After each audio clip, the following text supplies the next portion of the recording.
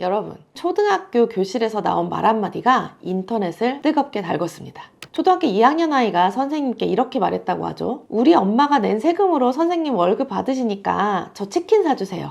이 말을 들은 선생님은 기분이 어땠을까요? 근데 저는 이 기사를 보면서요, 남의 일 같지가 않았습니다. 며칠 전에 저희 집에서도 좀 비슷한 일이 있었거든요. 그래서 오늘 이 이야기를 세무사의 시선으로 한번 풀어보려고 합니다.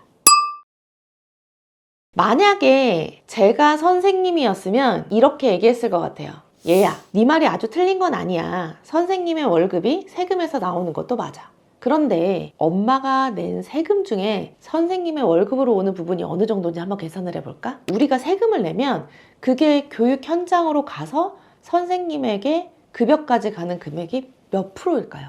아주 작을 거예요. 그런데 아이들은 그냥 그 세금으로 월급을 받는다에 초점을 맞춰서 얘기를 한 거겠죠. 그래서 엄마의 세금은 사실 선생님의 월급을 주기 위한 것이 아니라 우리가 안전하고 편리하게 살아가기 위해서 회비를 내는 것과 같아 라고 설명을 해줬을 것 같아요.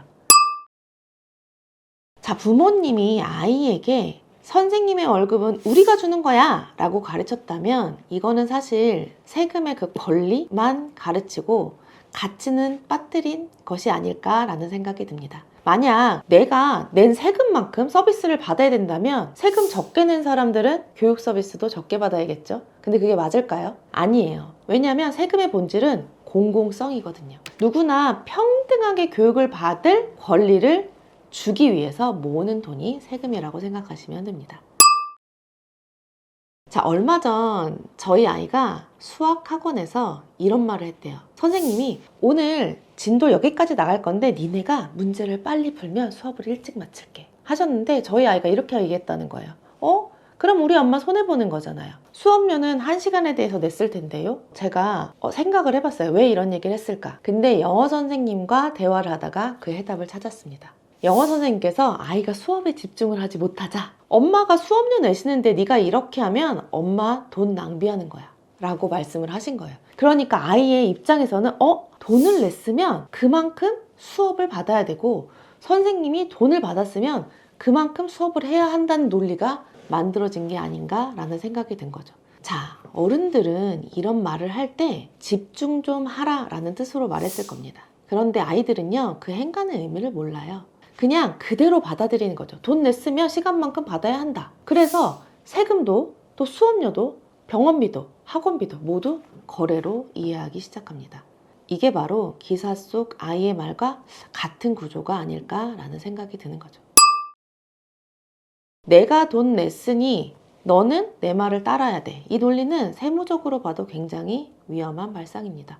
국세청은요, 세금을 많이 냈다고 법 어기는 사람 봐주지 않습니다. 세금은 권력이 아니라 책임이라고 생각합니다. 자, 선생님의 월급이 세금에서 나오고 학원 선생님의 월급은 부모님이 내는 수업료에서 나오는 거 맞죠? 그런데 그거는 그들의 노동에 대한 정당한 대가입니다. 이걸 부모님이 얘기를 안 한 거죠. 납세자, 소비자라는 이유로 타인의 노동을 가볍게 여기기 시작하는 순간 우리는 세금의 가치도 돈의 가치도 아이들에게 잘못 가르치고 있는 겁니다. 자, 아이에게 우리가 낸 세금으로 학교가 돌아간다 라는 자부심을 가르치는 건 아주 좋습니다. 하지만 그 자부심이 치킨 사주세요, 수업료 냈으니까 이만큼 해야죠 로 이어지지 않도록 어른들이 중심을 가지고 자세히 설명을 해주셔야 될 것 같습니다. 자, 억울한 세금은 제가 깎아드릴 수 있어요. 하지만 무너진 세금의 가치는 여러분이 세워주셔야 합니다.